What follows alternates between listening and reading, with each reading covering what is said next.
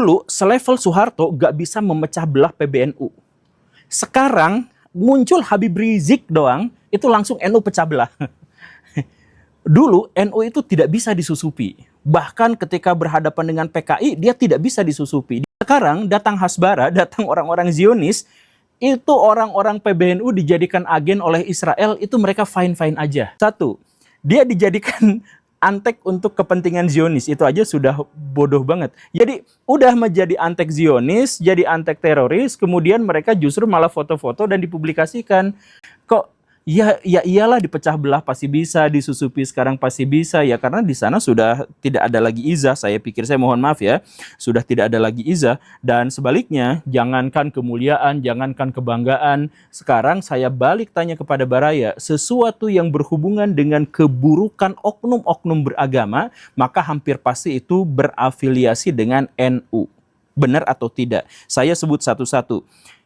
Kasus pencabulan di pesantren, hampir pasti itu pesantren NU. Kasus kekerasan dalam pesantren, itu hampir pasti pesantren NU. Kemudian yang suka geruduk-geruduk pengajian orang, itu bukan orang Wahabi, bukan orang Syiah, bukan orang Ahmadiyah, tapi pasti orang-orang NU. Yang suka geruduk-geruduk pengajian orang lain itu. Kemudian yang suka menggeruduk umat lain ketika beribadah, itu juga biasanya itu adalah orang-orang NU. Kemudian yang nyembah kiai sampai sujud-sujud kakinya dicium, itu juga pasti orang NU.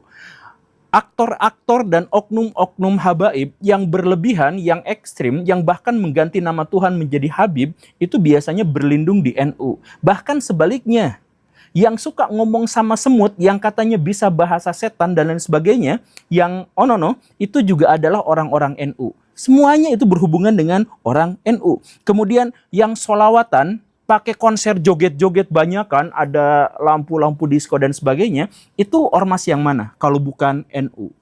Kemudian yang tadi yang dipecah belah hanya gara-gara habaib, itu siapa? Yang kemudian muktamarnya berantem satu sama lain, rebutan kekuasaan, itu dari siapa? Dari Muhammadiyah? Enggak, dari NU.